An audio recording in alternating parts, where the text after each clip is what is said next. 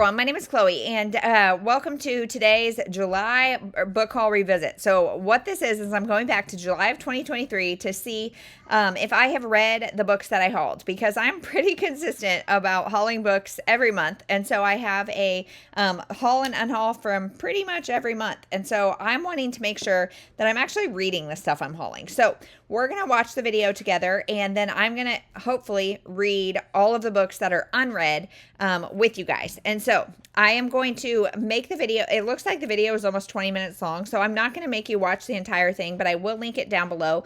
If there's anything that I haven't read, I'll let myself yammer on about it, but anything that I have read, I'm just going to kind of skip through and say that I've read it. So let's get this video recording, and we'll see what we've got. By Bridget Kimmerer. Read it? Hey guys, these books are in perfect condition. And I paid $1 for this. In the same vein at all is Dear Martin by Have by not read it. So this is a short one, and this is really heavy, hard hitting about police brutality in America. And this is about this young boy named Justice who is like bound for the Ivy Leagues, and yet he is targeted by the police, and he's writing like a journal or something to Martin Luther King about like the state of the world. And I have heard amazing things about this, and so I found it for $1 and had to pick it up. So those are the YA middle grades that I got. Now let's get into the stack of adults. First are my book of the month books, and some months I've been skipping lately, and I feel good about that. And then some months I get 3. This was a month that I got 3. So I got Hello Stranger by Catherine Center. This one I have already read and loved, and months I have not read. So it is 5-Star Weekend, The 5-Star Weekend by Ellen Hilary. So I is Riley Sager's the only one left, and this one is about a girl, a woman who I believe her entire game. Okay, so now we get into the stack. One is from the publisher.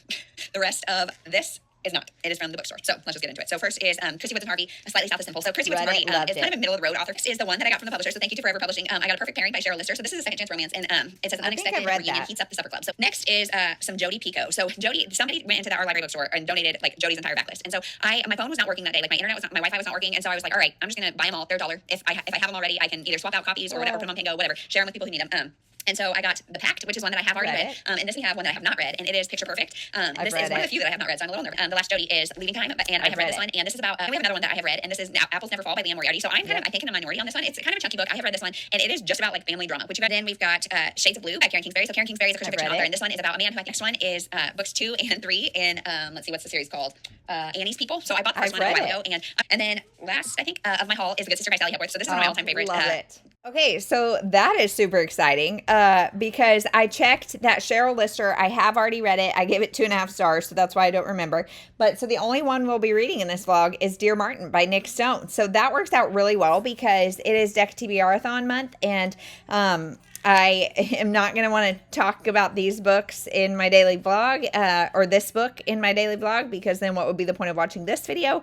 So I knew I was going to have to be sneaky, and doing that about one book is pretty easy. So I'll see you here shortly when I start reading Dear Martin. Hey everyone, so I have edited that first part of this video, and I'm sorry, it was a hack job. It was a rough editing process because one, I didn't realize the 2x speed was on. I'm so used to listening to other people that way that apparently I was watching myself that way and didn't even notice. And also, I don't want you guys to have to be here forever, and like I don't want to completely rewatch that video. And so I was cutting out the parts where I'm like rambling about the book, unless it was one that I haven't read so you could hear the description of it. But it just didn't go well this month. So I'm sorry. Forgive me. But I have started the book. So this is so short. And so far I'm only 3 chapters in, but I'm really enjoying it. It opens with a scene where our main character Justice is trying to help his girlfriend, ?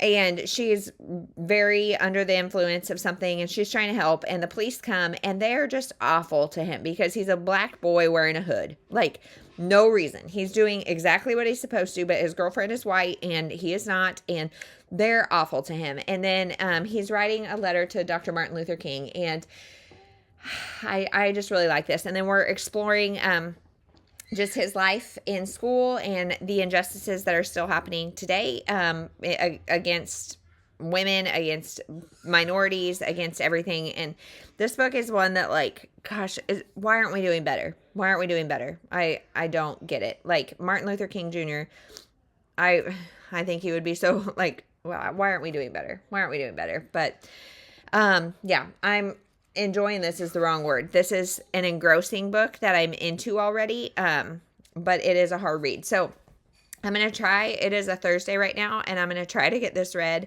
so this video can go up tomorrow or Saturday maybe. So I'm hoping, I've only got, let's see, I'm listening on audio, and the narrator is pretty slow, so I can definitely do 2x speed, and I got Of course, it's not wanting to load to tell me how much I have left. 3 hours and 57 minutes left, like actual time. So maybe 2 hours of time left.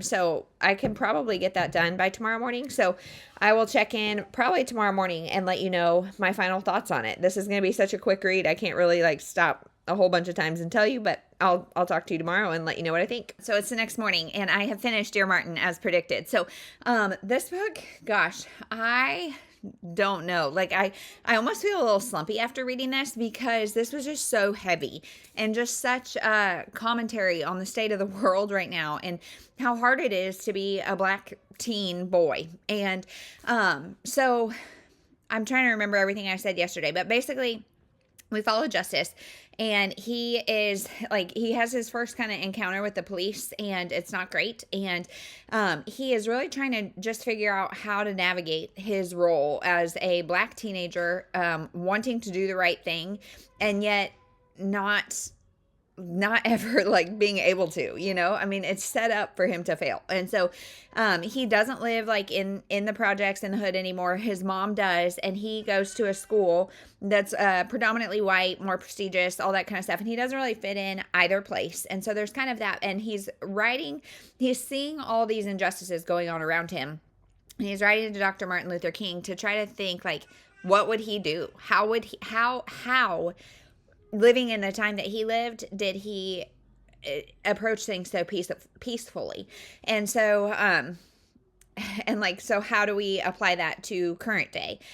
And things just spiral. I mean, he is in a situation where he and his best friend are driving around listening to music, as all teenagers probably have.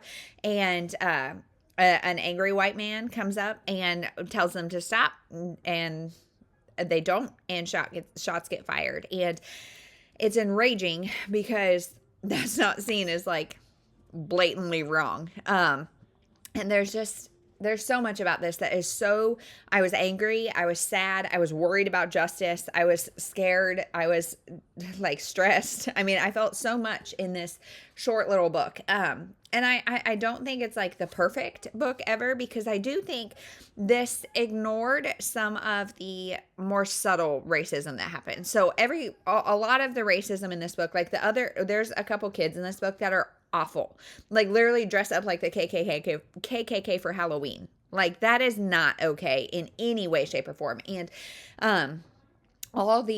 a lot of the racism in this book is very aggressive, very obvious, very outward racism. And I think one of the problems with this topic is that as white people, we think if we're not doing these awful things, like dressing up as the KKK, using the N-word, doing all these awful, awful things, then we're not racist. And that's not true. Like there's so many microaggressions and so many more subtle ways of expressing racism. And like that was kind of ignored here. And I mean, I don't expect Nick Stone to be able to tackle everything and really like give a complete picture of racism, but I do think just a little bit more subtlety included would have been a little more realistic. I saw some other reviews saying that Justice was a little too squeaky clean, but I don't think so. I mean, I could relate to him. I was a kind of goody girl. Well, I don't know. I went through good and bad phases, but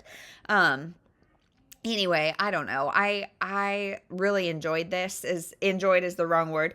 The other thing that I didn't love about it is like they touch on discrimination against women and misogyny and all that, and that's kind of like left hanging. And there's a Black character who we like, who has said that they never date Black girls because of stereotypes, basically. And so there was some discrepancy there between like what I thought the message of the book was, but all of that to say, I think this is something that like every teenager should read, just because we get to see what a hard spot Justice is in. And it's 2025, guys. Like, do better, know better. Come on. So I think this book is an important book. Like I said, it was not a entertaining read as much as like a frustrating read, but it was an important read. So we'll just leave it there. So thankfully that's it for July. That is my July book haul revisit. So we got it read, and we'll move that onto the red shelf, and that's it. So we'll see you next month. Thank you so much for watching. you.